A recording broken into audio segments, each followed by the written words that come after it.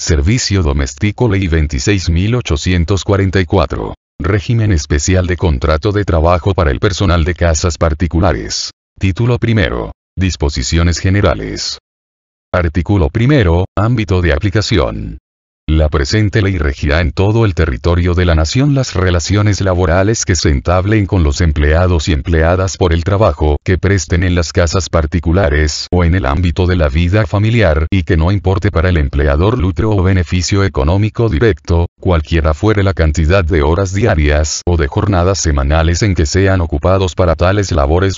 Resultan de aplicación al presente régimen las modalidades de contratación reguladas en el régimen de contrato de trabajo aprobado por la Ley 20.744, t.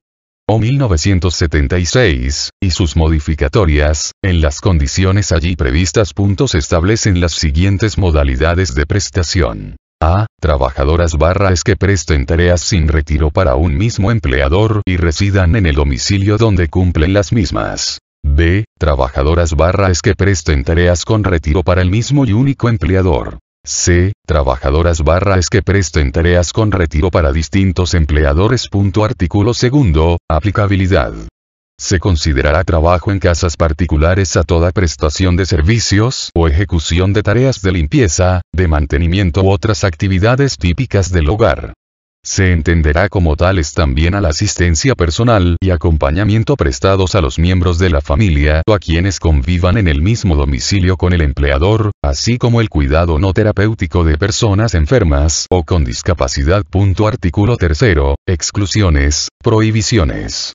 No se considerará personal de casas particulares y en consecuencia quedarán excluidas del régimen especial. A. Las personas contratadas por personas jurídicas para la realización de las tareas a que se refiere la presente ley. B. Las personas emparentadas con el dueño de casa, tales como padres, hijos, hermanos, nietos o las que las leyes o usos y costumbres consideren relacionadas en algún grado de parentesco o vínculo de convivencia no laboral con el empleador.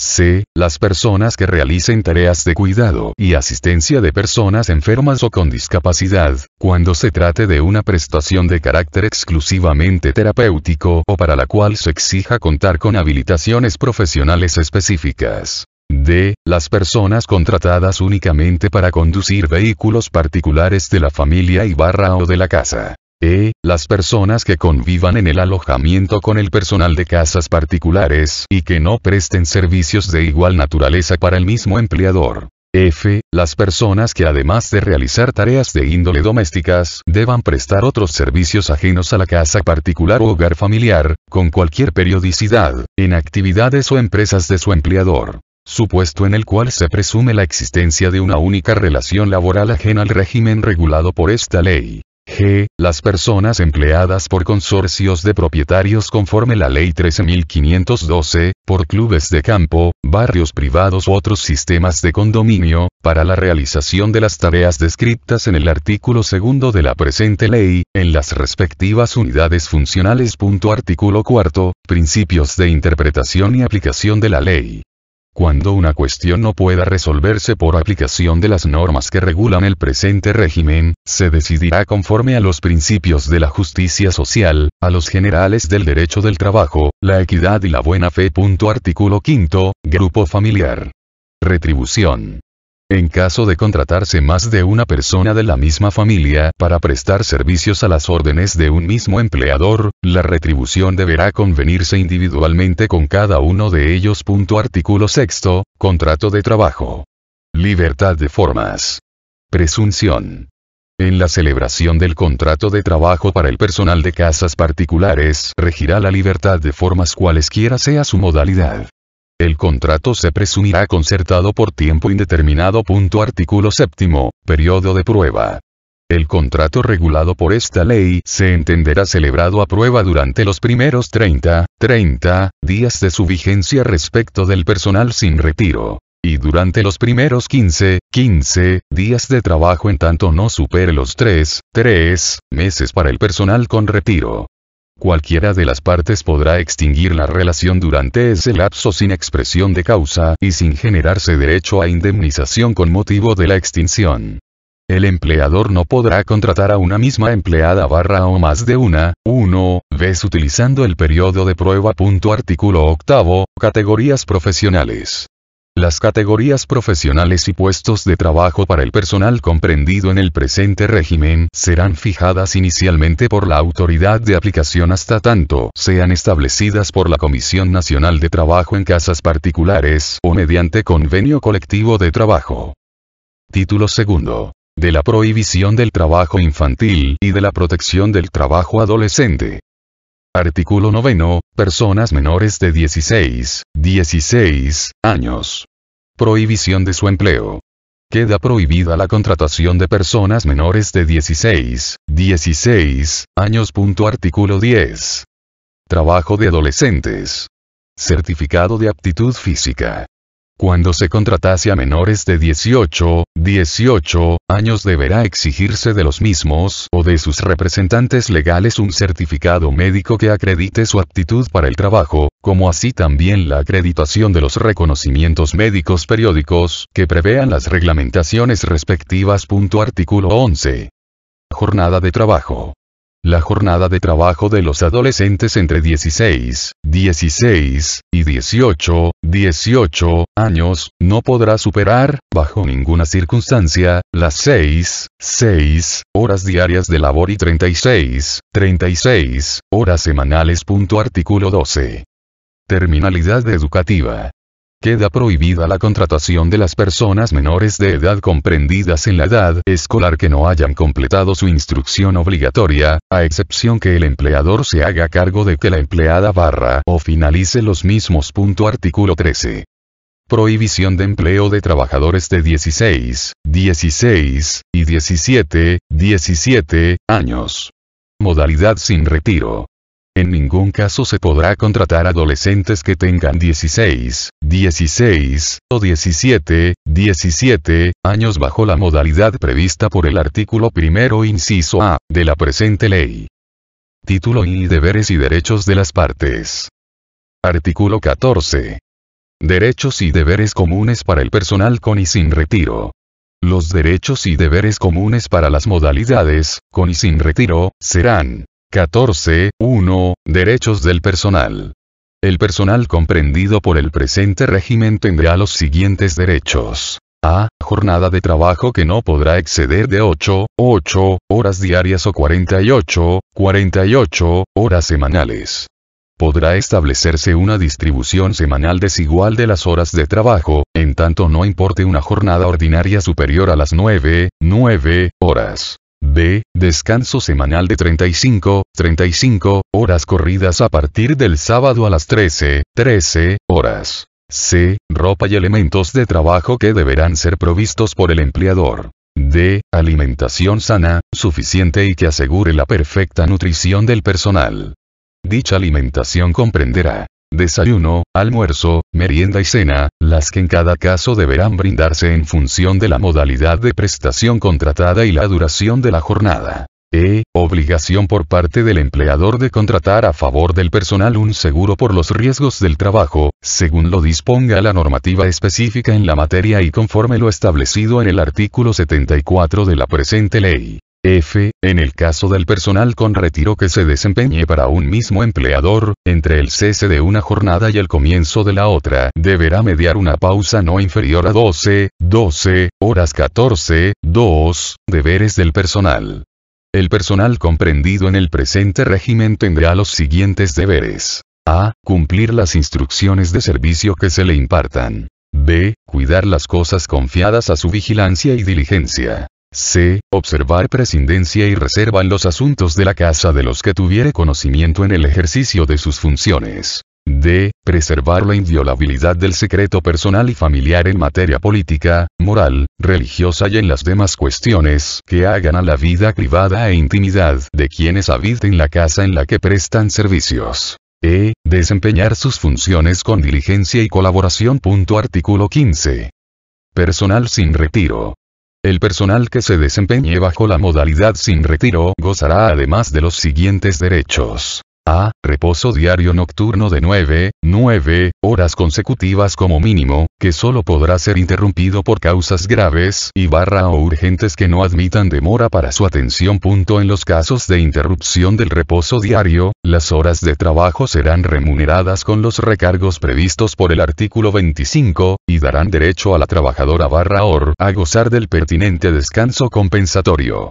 B. Descanso diario de 3 horas continuas entre las tareas matutinas y vespertinas, lapso dentro del cual quedará comprendido el tiempo necesario para el almuerzo. C. Habitación amueblada e higiénica y con destino exclusivo para el personal conforme las condiciones que determine la autoridad de aplicación o la Comisión Nacional de Trabajo en Casas Particulares. Por resolución de la Comisión Nacional de Trabajo en Casas Particulares o por convenio colectivo podrán establecerse sistemas distintos de distribución de las pausas y descansos en la jornada de trabajo, en tanto se respete el máximo de trabajo semanal y el mínimo de reposo diario nocturno. Título y documentación de la empleada /o. Artículo 16. Libreta de trabajo.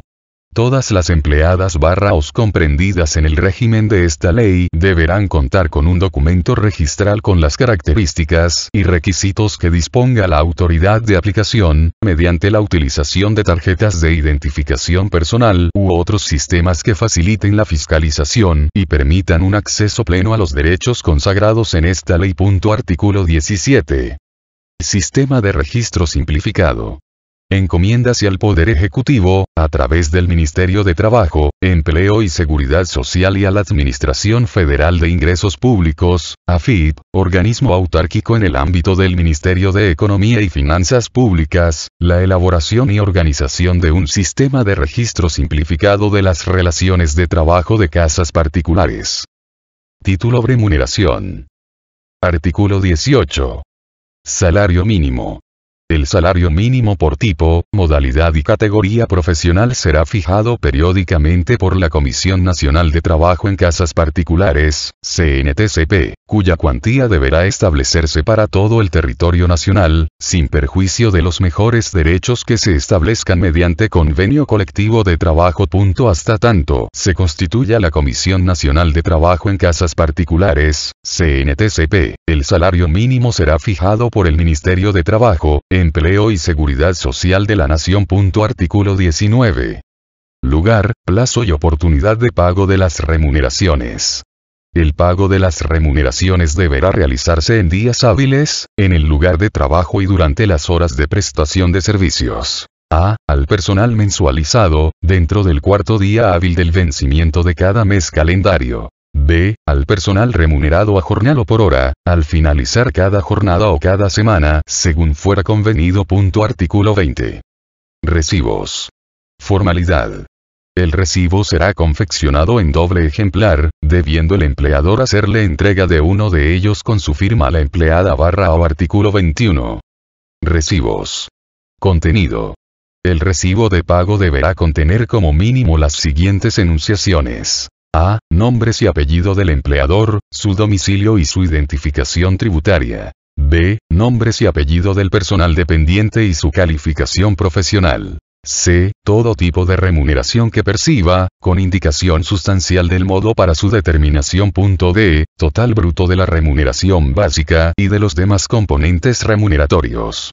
En los trabajos remunerados a jornal o por hora, el número de jornadas u horas trabajadas y el lapso al que corresponden, con expresión también del monto global abonado. E. Detalle e importe de las retenciones que legal o convencionalmente correspondan. F. Importe neto percibido, expresado en números y letras. G. Constancia de la recepción de un ejemplar del recibo por el personal dependiente. H. Fecha de ingreso, tarea cumplida o categoría en que efectivamente se desempeñó durante el periodo de pago. I. Lugar y fecha del pago real y efectivo de la remuneración a la empleada /o. El Ministerio de Trabajo, Empleo y Seguridad Social y la Administración Federal de Ingresos Públicos, AFIP, confeccionarán un modelo de recibo tipo de pago obligatorio. El pago deberá efectuarse en dinero en efectivo. De no ser posible por alguna disposición legal contraria, el pago se deberá realizar mediante cheque a la orden de la empleada /o por depósito bancario sin costo alguno para el personal. Podrá realizarse el pago a un familiar de la empleada /o imposibilitada de concurrir o a otra persona acreditada por una autorización suscrita por la trabajadora /or, pudiendo el empleador exigir la certificación de la firma. La certificación en cuestión podrá ser efectuada por autoridad administrativa o judicial del trabajo o policial del lugar. Artículo 22. Recibo. Prohibición de renuncias. El recibo no deberá contener renuncias de ninguna especie, ni podrá ser utilizado para instrumentar la extinción de la relación laboral o la alteración de la calificación profesional en perjuicio de la empleada /o. Toda mención que contravenga esta disposición será nula.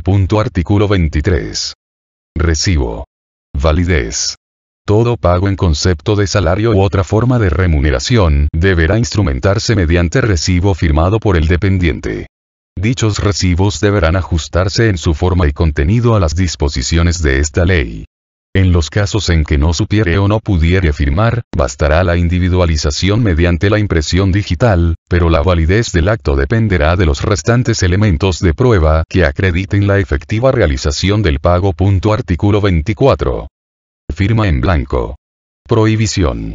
La firma no puede ser otorgada en blanco por la empleada /o, pudiéndose desconocer y oponer al contenido del acto, demostrando que las declaraciones insertas en el documento no son reales. Artículo 25. Horas extras. El empleador deberá abonar al personal que prestaré servicios en horas suplementarias un recargo del 50%, calculado sobre el salario habitual si se trataré de días comunes y del 100%, en días sábados después de las 13 horas, en días domingo y feriados. Título Bisueldo anual complementario. Artículo 26. Concepto. El sueldo anual complementario consiste en el 50% de la mayor remuneración mensual devengada, por todo concepto, dentro de los semestres que culminan en los meses de junio y diciembre de cada año. Artículo 27. Épocas de pago. El sueldo anual complementario será abonado en dos cuotas. La primera de ellas la última jornada laboral del mes de junio y la segunda la última jornada laboral del mes de diciembre de cada año. Artículo 28. Extinción del contrato. Pago proporcional.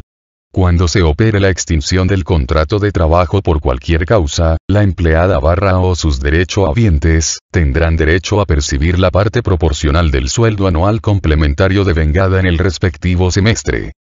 Título séptimo. Licencias. Capítulo primero. De las vacaciones. Artículo 29. Licencia ordinaria. La trabajadora /or gozará de un periodo de licencia anual ordinaria de vacaciones pagas, conforme la retribución normal y habitual de a. 14 días corridos cuando la antigüedad en el servicio fuera mayor de 6 meses y no exceda de 5 años. B. 21 días corridos cuando la antigüedad en el servicio fuera superior a 5 años y no exceda de 10 años. C. 28 días corridos cuando la antigüedad en el servicio fuera superior a 10 años y no exceda de 20 años. D. 35 días corridos cuando la antigüedad en el servicio fuera superior a 20 años. Para determinar la extensión de la licencia anual, atendiendo a la antigüedad en el empleo, se computará como tal aquella que tuviese la trabajadora /or al 31 de diciembre del año al que correspondan las mismas. Artículo 30. Requisitos para su goce. Comienzo de la licencia. Para tener derecho cada año al periodo de licencia establecido precedentemente, la trabajadora /or deberá haber prestado servicios durante 6 meses del año calendario o aniversario respectivo con la regularidad propia del tiempo diario y semanal de trabajo correspondiente a la modalidad de prestación contratada.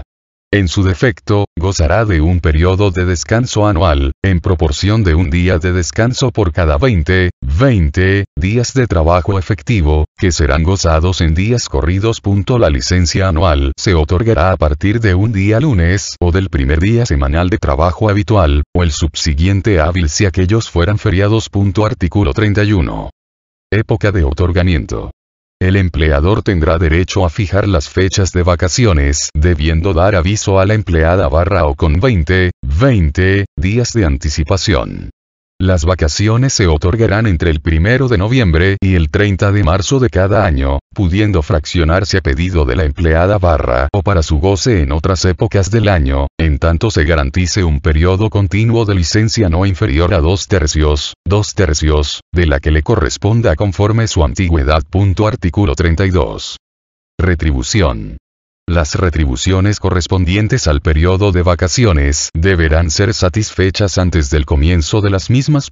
Para el personal sin retiro y durante el periodo de vacaciones, las prestaciones de habitación y manutención a cargo del empleador deberán ser sustituidas por el pago de su equivalente en dinero, antes del comienzo de las mismas, cuyo monto será fijado por la Comisión Nacional de Trabajo en Casas Particulares, CNTCP, y o por convenio colectivo de trabajo, y en ningún caso podrá ser inferior al 30% del salario diario percibido por la empleada o por cada día de licencia, en los siguientes casos. Y, cuando la empleada o decida hacer uso de la licencia anual ausentándose del domicilio de trabajo.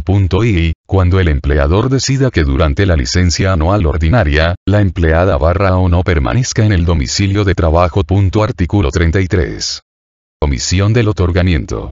Si vencido el plazo para efectuar la comunicación a la empleada o de la fecha de comienzo de sus vacaciones, el empleador no la hubiere practicado, el personal podrá hacer uso de ese derecho previa notificación fehaciente de ello y de modo tal que la licencia concluya antes del 31 de mayo. Capítulo 2. De los accidentes y enfermedades inculpables. Artículo 34. Plazo.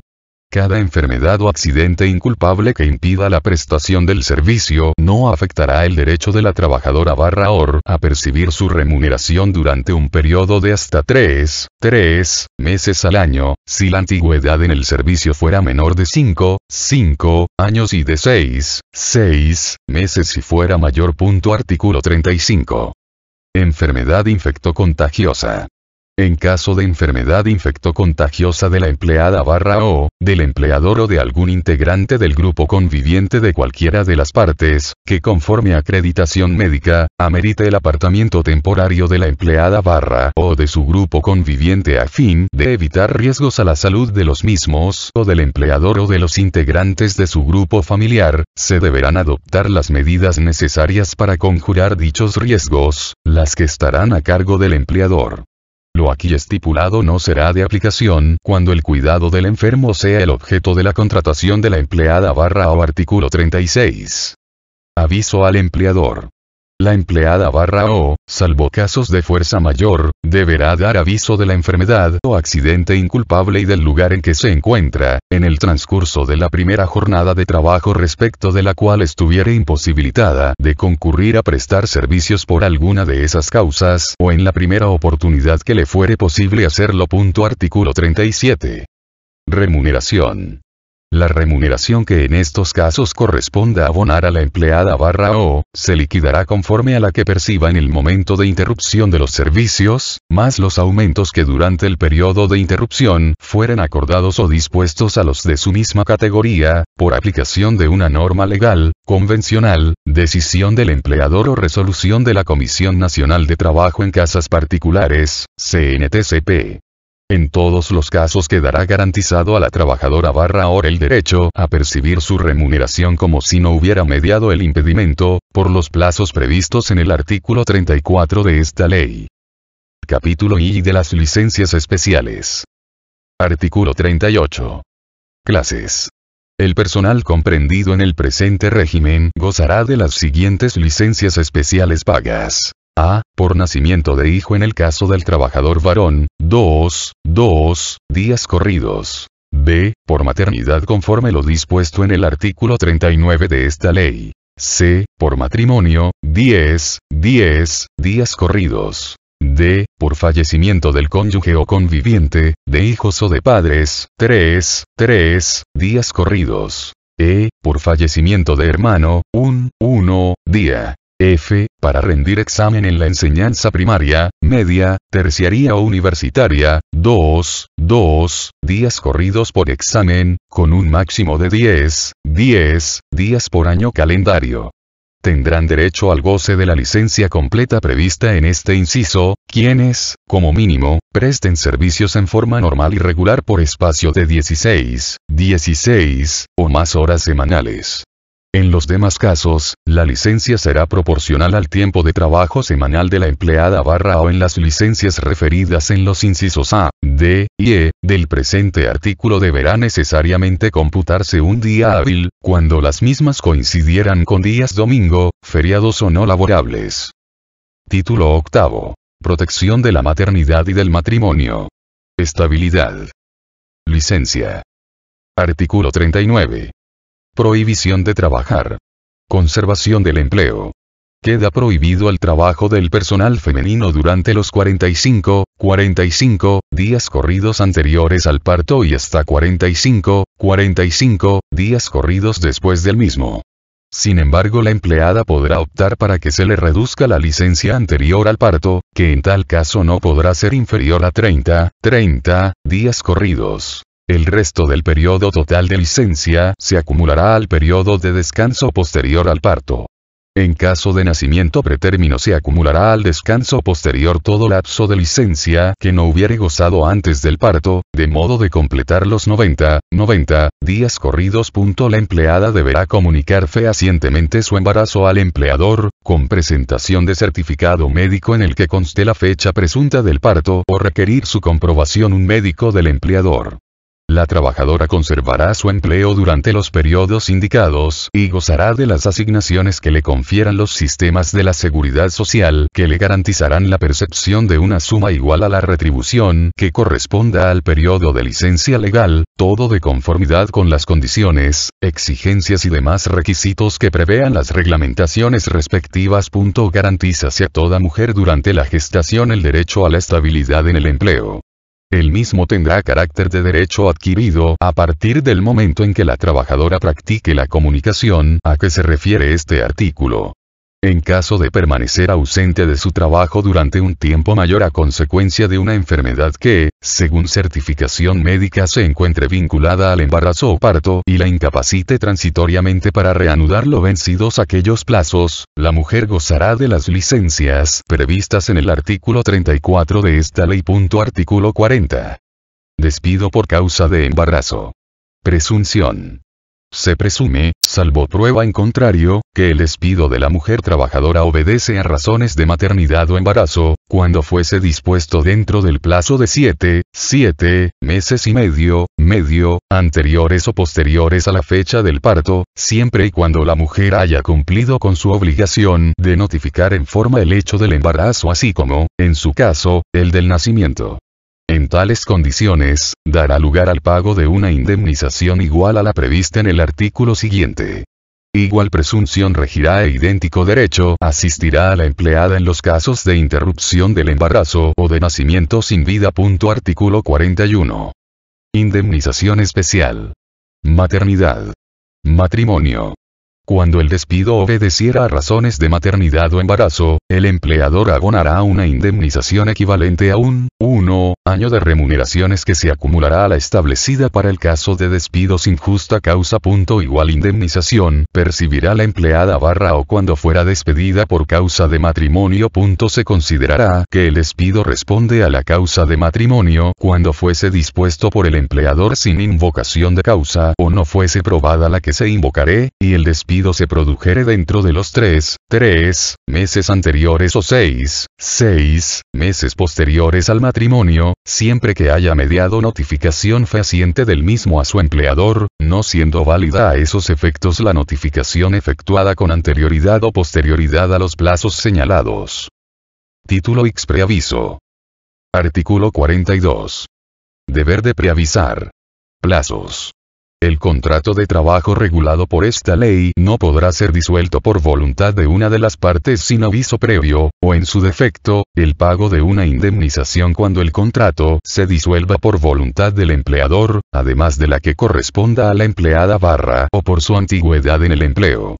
El preaviso deberá darse con la anticipación siguiente. A. Por la empleada o de 10 días. B. Por el empleador, de 10 días cuando la antigüedad en el servicio fuere inferior a 1 año y de 30 días cuando fuere superior. Artículo 43. Indemnización sustitutiva. Monto. Cuando el empleador omita el preaviso o lo otorgue de manera insuficiente, deberá abonar una indemnización equivalente a la remuneración que hubiere debido abonar durante los plazos que se citan en el artículo anterior, en función de la antigüedad del personal despedido. Artículo 44. Plazo. Integración del mes de despido. Los plazos a que se refiere el artículo 42 correrán a partir del primer día del mes siguiente al de la notificación del preaviso. En caso de que el empleador dispusiese el despido sin preaviso y en fecha que no fuere la del último día del mes, la indemnización sustitutiva del preaviso se integrará además con una suma equivalente a los salarios que hubiere debido abonar hasta la finalización del mes en que se produjo el despido. Artículo 45. Licencia. Durante el plazo de preaviso el personal sin retiro gozará de 10 horas semanales remuneradas para buscar nueva ocupación, que se otorgarán del modo que mejor se compadezca con lo esencial de las tareas. Título: Extinción del contrato de trabajo. Artículo 46. Extinción. Supuestos. El contrato de trabajo se extinguirá. A. Por mutuo acuerdo de las partes, debiendo formalizarse el acto solo y exclusivamente ante la autoridad judicial o administrativa competente. Se considerará igualmente que la relación laboral ha quedado extinguida por voluntad concurrente de las partes, si ello resultase del comportamiento concluyente y recíproco de las mismas que indique inequívocamente el abandono de la relación. B. Por renuncia del dependiente, la que deberá formalizarse mediante telegrama o carta documento cursado personalmente por el personal renunciante a su empleador o por manifestación personal hecha ante la autoridad administrativa o judicial del trabajo. Los despachos telegráficos y misivas de renuncia serán expedidos por las oficinas de correo en forma gratuita, requiriéndose la presencia personal del remitente y la justificación de su identidad. C. Por muerte de la empleada o. En caso de muerte de la trabajadora or, sus causavientes en el orden y prelación establecidos por el ordenamiento previsional vigente tendrán derecho a percibir una indemnización equivalente al 50% de la establecida en el artículo 48. Esta indemnización es independiente de la que se le reconozca a los causavientes en función de otros regímenes normativos en razón del fallecimiento de la empleada o. D. Por jubilación de la empleada o. En tal caso se aplicará lo dispuesto en los artículos 252 y 253 del régimen de contrato de trabajo, aprobado por la Ley 20.744, t. o 1976, y sus modificatorias. Por muerte del empleador. El personal tendrá derecho a percibir el 50% de la indemnización prevista en el artículo 48. Cuando la prestación de servicios continúe en beneficio de los familiares, convivientes o parientes del causante por un lapso mayor a 30 días corridos desde el fallecimiento de éste, se entenderá que la relación laboral constituye continuación de la precedente, computándose a todos los efectos legales y convencionales la antigüedad adquirida en la relación preexistente y las restantes condiciones de trabajo. F. Por muerte de la persona cuya asistencia personal o acompañamiento hubiera motivado la contratación, en cuyo caso, será de aplicación lo dispuesto en el inciso E, del presente artículo. G. Por despido dispuesto por el empleador sin expresión de causa o sin justificación. H. Por denuncia del contrato de trabajo con justa causa efectuada por la dependiente o por el empleador, en los casos de inobservancia de las obligaciones resultantes del mismo que configuren injuria grave que no consienta la prosecución de la relación. Y, por abandono de trabajo. El abandono del trabajo como acto de incumplimiento de la empleada o solo se configurará previa constitución en mora mediante intimación hecha en forma fehaciente a que se reintegre al trabajo, por el plazo que impongan las modalidades que resulten en cada caso y que nunca podrá entenderse inferior a 2 días hábiles. J. Incapacitación permanente y definitiva. Cuando la extinción del contrato de trabajo obedece a la incapacidad física o mental para cumplir con sus obligaciones, y fuese sobreviniente a la iniciación de la prestación de los servicios, la situación estará regida por lo dispuesto por el artículo 212 del régimen de contrato de trabajo, aprobado por la Ley 20.744, t. o 1976, y sus modificatorias. Artículo 47. Obligación de desocupar el inmueble. Plazo. En caso de extinción del contrato de trabajo, el personal sin retiro deberá, en un plazo máximo de 5 días, desocupar y entregar en perfectas condiciones de higiene la habitación que le fuera otorgada, con los muebles y demás elementos que se le hubieran facilitado. La misma obligación tendrán las personas que convivieran con dicho personal y que no mantuvieran una relación laboral con el empleador. Título XI. Indemnización por antigüedad. Artículo 48. Indemnización por antigüedad o despido. En los casos de despido dispuesto por el empleador sin causa, habiendo o no mediado preaviso, éste deberá abonar a la empleada o una indemnización equivalente a 1 mes de sueldo por cada año de servicio o fracción mayor de 3 meses, tomando como base la mejor remuneración, mensual, normal y habitual devengada durante el último año o durante el tiempo de prestación de servicios. Si este fuera menor. En ningún caso la indemnización podrá ser menor a 1 mes de sueldo calculado sobre la base de lo expresado en el párrafo anterior. Artículo 49. Despido indirecto.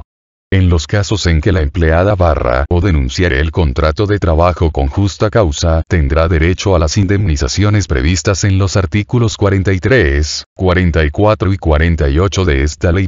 Artículo 50. Agravamiento por ausencia y o deficiencia en la registración.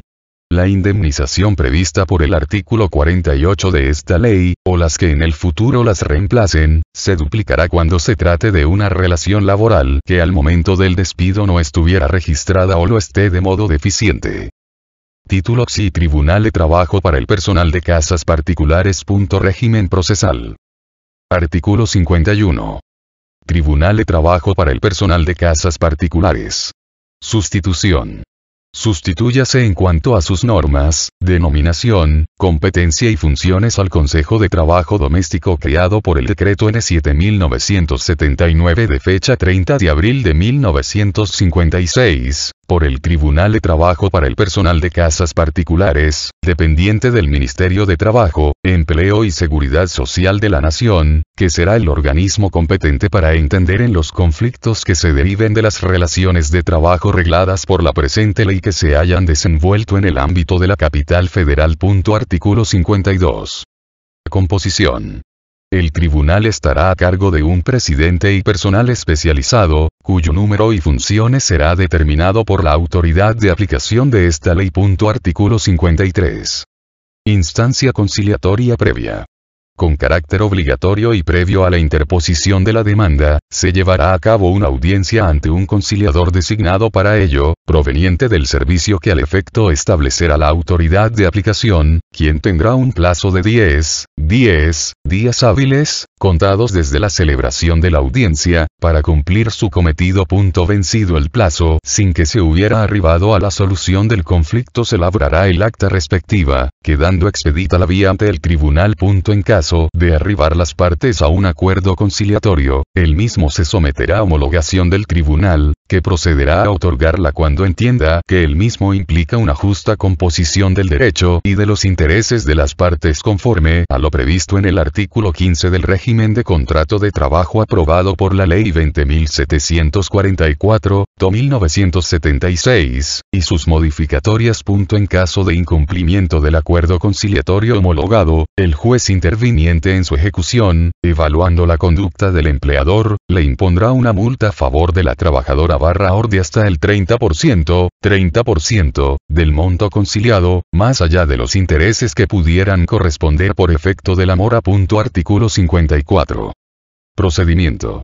Los conflictos ante el tribunal se sustanciarán en forma verbal y actuada, sin formas sacramentales inexcusables que impidan su desarrollo, debiendo las partes necesariamente contar con patrocinio letrado. El funcionario interviniente explicará a las partes en lenguaje sencillo y claro las normas que rigen el procedimiento, el que se tramitará de la siguiente forma. A. El empleador podrá hacerse representar, salvo para la prueba confesional, por cualquier persona mayor de edad y mediante simple acta poder otorgada ante el Tribunal de Trabajo para el personal de casas particulares. La trabajadora /or podrá designar letrados apoderados mediante simple acta poder otorgada ante el tribunal, para que ejerzan su representación tanto en la instancia jurisdiccional administrativa como en la judicial. B. Deducida la demanda, se citará en forma inmediata a las partes a una audiencia a fin de arribar a una solución conciliatoria. En caso de no ser posible el avenimiento, en dicho acto el demandado deberá contestar la demanda interpuesta y ofrecer la prueba de que intente valerse, oportunidad en la que también la trabajadora /or accionante podrá ofrecer o ampliar la prueba ya ofrecida. C. En todo momento deberá instarse a la conciliación entre las partes, tanto antes como después de la recepción de las pruebas ofrecidas. Serán admitidas todas las medidas de prueba establecidas en la Ley 18.345, salvo las que por su naturaleza desvirtúen el sumario del procedimiento o no sean compatibles con las características peculiares de esta relación de empleo. D. El presidente del tribunal podrá en cualquier estado del proceso decretar las medidas de prueba que estime conveniente, reiterar gestiones conciliatorias y subsanar cualquier falencia procesal que advierta, sin perjuicio de lo que oportunamente pueda resolver el juez que intervenga con motivo del recurso de apelación que se interponga contra la resolución definitiva. Artículo 55. Resolución. Recibida la prueba y concluido el periodo probatorio, el presidente del tribunal dictará resolución definitiva que ponga fin a la instancia, pudiendo imponer o eximir de costas al empleador vencido, todo lo cual deberá notificarse personalmente o por cédula a las partes. Artículo 56. Apelación. Las resoluciones definitivas a que se refiere el artículo anterior serán apelables dentro del plazo de 6 días mediante recurso fundado, que deberá ser presentado ante el mismo Tribunal de Trabajo para el personal de casas particulares, quedando a su cargo remitir las actuaciones dentro de los 3 días subsiguientes a la Cámara Nacional de Apelaciones del Trabajo de la Capital Federal, para que disponga su radicación ante el Juez Nacional de Primera Instancia del Trabajo que corresponda según el respectivo sistema de sorteo y asignación de causas. Los recursos de apelación que no se presenten fundados serán declarados desiertos sin más trámite. Artículo 57. Sustanciación y resolución del recurso. Recibidas las actuaciones, el Juez Nacional de Primera Instancia del Trabajo que resultare sorteado correrá traslado de los agravios a la contraparte por el plazo de 3 días, debiendo asimismo convocar a las partes a una audiencia de conciliación. En caso de no lograrse una solución conciliatoria, previa intervención del Ministerio Público, dictará sentencia en un plazo no mayor de 20 días, salvo que dispusiera de oficio medidas para mejor proveer, en cuyo caso el plazo antedicho se suspenderá hasta que se sustancien las pruebas ordenadas. Artículo 58. Determinación y ejecución de deudas con la Seguridad Social. Si por resolución o sentencia firme se determinara que la relación laboral al momento del despido no estaba registrada o lo hubiese estado de modo deficiente, o si de cualquier otro modo se apreciare que el empleador hubiera omitido ingresar en los organismos pertinentes los aportes o las contribuciones correspondientes a los distintos sistemas de la seguridad social, el presidente del tribunal o el secretario del juzgado interviniente deberán remitir los autos a la Administración Federal de Ingresos Públicos, AFIP, a efectos de la determinación y ejecución de la deuda que por aquellos conceptos se hubiera generado. Para hacer efectiva esa remisión deberá emitir los testimonios y certificaciones necesarios que permitan la continuación del procedimiento de ejecución hasta la efectiva satisfacción de los créditos deferidos en condena. El presidente del tribunal o el secretario que omitiere actuar del modo establecido en esta norma quedará incurso en grave incumplimiento de sus deberes como funcionario y será, en consecuencia, pasible de las sanciones y penalidades previstas para tales casos. Artículo 59. Trámite de ejecución. Órgano competente. Las resoluciones definitivas, las sentencias condenatorias y los acuerdos conciliatorios serán ejecutables por intermedio del Juzgado Nacional de Primera Instancia del Trabajo que hubiere prevenido o, en su caso, que resultase sorteado por la Cámara Nacional de Apelaciones del Trabajo de la Capital Federal al formularse el pedido de ejecución ante el Tribunal de Trabajo para el personal de casas particulares, que deberá remitir las actuaciones dentro del plazo de 3 días de presentado el requerimiento ejecutorio por el interesado. Artículo 60. Aplicación supletoria. La Ley 18.345 y sus modificatorias serán de aplicación supletoria, en todo cuanto concuerden con la lógica y espíritu de la presente ley. Artículo 61. Gratuidad.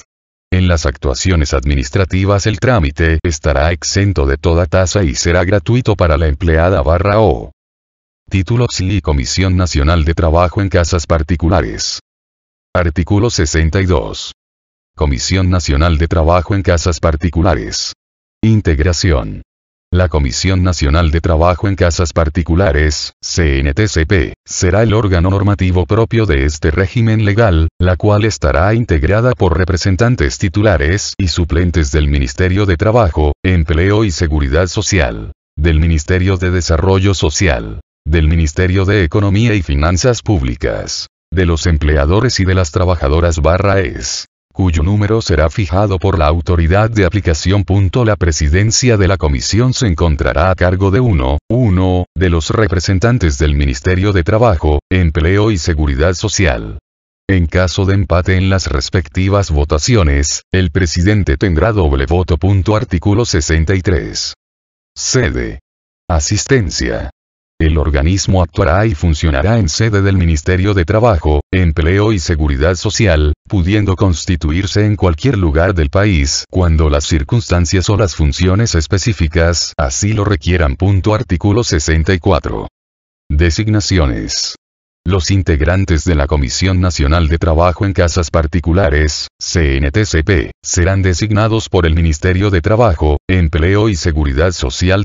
Los representantes de los empleadores y trabajadores serán designados a propuesta de las entidades más representativas de cada uno de ellos. Los representantes de los organismos estatales serán designados a propuesta de la máxima autoridad de cada ministerio.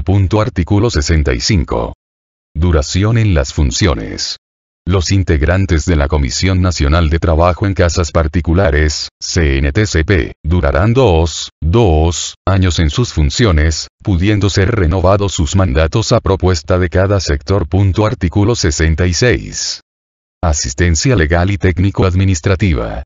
El Ministerio de Trabajo, Empleo y Seguridad Social tendrá a su cargo la asistencia legal y técnico-administrativa necesaria para el funcionamiento de la Comisión Nacional de Trabajo en Casas Particulares, CNTCP, para lo cual lo dotará de un presupuesto anual propio e incluirá dentro de la estructura orgánica estable del Ministerio las funciones de coordinación y asistencia que le corresponden.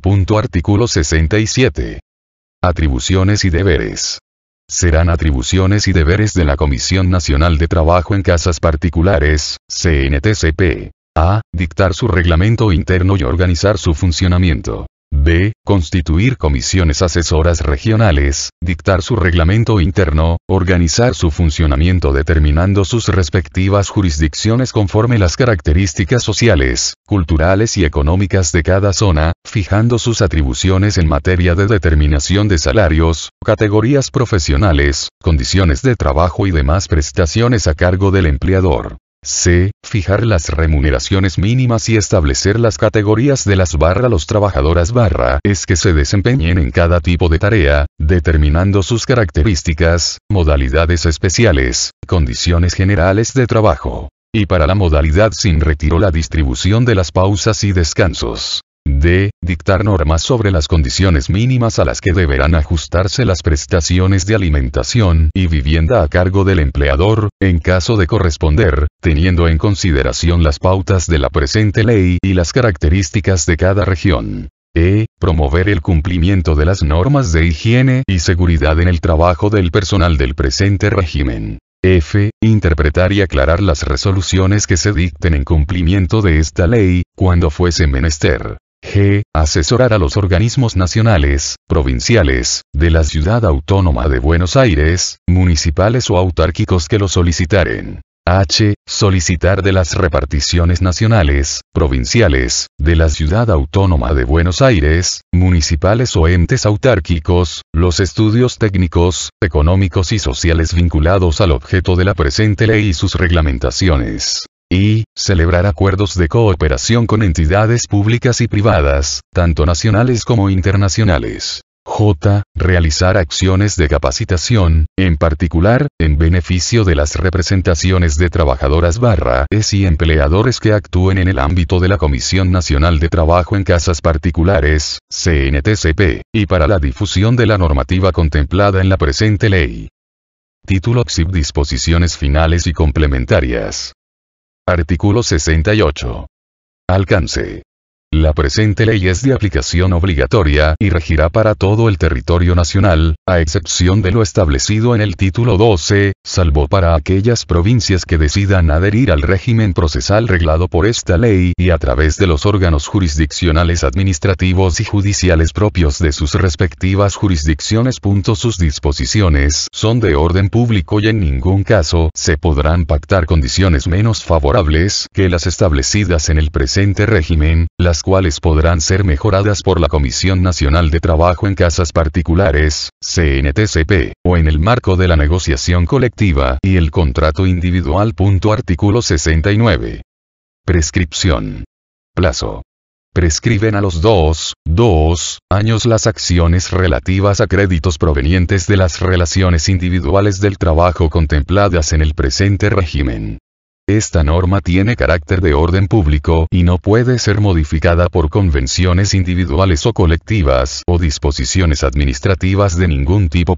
Los reclamos promovidos ante la autoridad administrativa del trabajo tendrán carácter interruptivo del curso de la prescripción, durante todo el plazo que insuma la tramitación en esa instancia, con excepción de los que se efectúen en el marco del proceso conciliatorio previsto en el artículo 53 de esta ley, que suspenderá el curso de la misma por el tiempo máximo otorgado al conciliador actuante para lograr su cometido.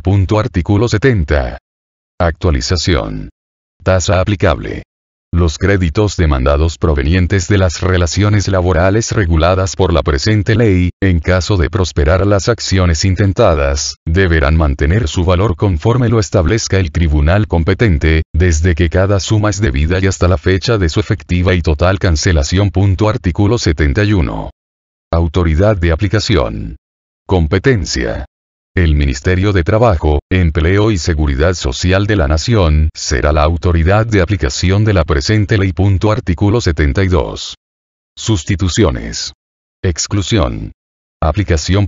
A. Sustitúyese el texto del inciso B, del artículo 2 del régimen de contrato de trabajo, aprobado por la Ley 20.744, 1976, y sus modificatorias, que quedará redactado de la siguiente manera. B. Al personal de casas particulares, sin perjuicio que las disposiciones de la presente ley serán de aplicación en todo lo que resulte compatible y no se oponga a la naturaleza y modalidades propias del régimen específico o cuando así se lo disponga expresamente. B. Sustitúyese el texto del artículo 2 de la Ley 24.714 y sus modificatorias, que quedará redactado de la siguiente manera. Artículo 2. Las empleadas / del régimen especial de contrato de trabajo para el personal de casas particulares se encuentran incluidas en el inciso C del artículo 1, siendo beneficiarias de la asignación por embarazo para protección social y de la asignación universal por hijo para protección social, quedando excluidas de los incisos A y B del citado artículo, con excepción del derecho a la percepción de la asignación por maternidad establecida por el inciso E del artículo artículo 6 de la presente ley.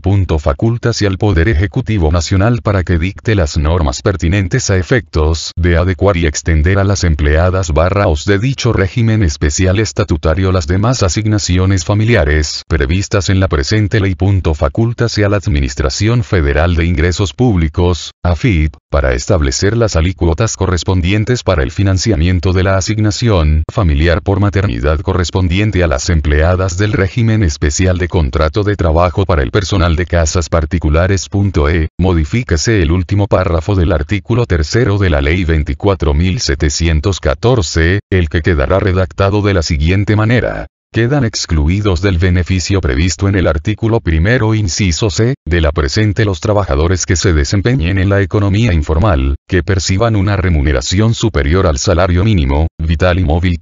D. No serán aplicables al presente régimen las disposiciones de las leyes 24.013 y sus modificatorias, 25.323 y 25.345.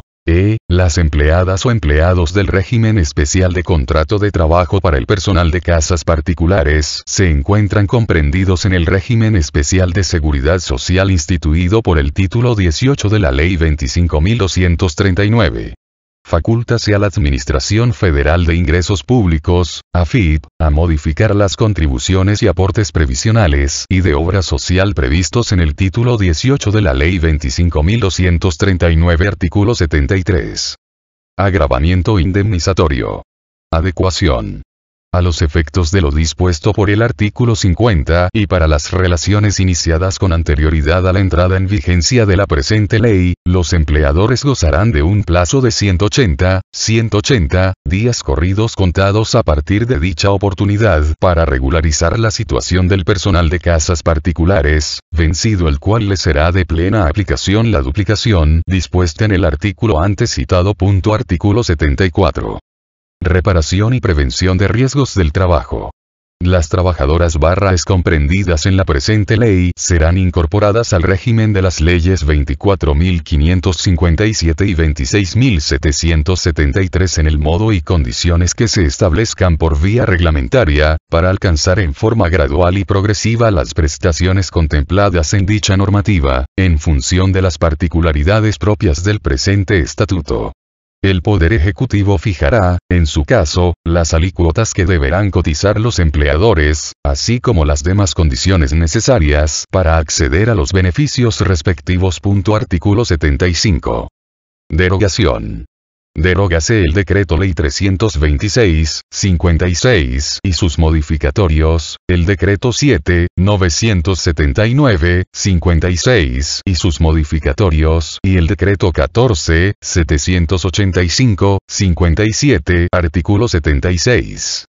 Vigencia. Lo establecido en la presente ley será de aplicación a todas las relaciones laborales alcanzadas por este régimen al momento de su entrada en vigencia. Artículo 77. Comuníquese al Poder Ejecutivo Nacional.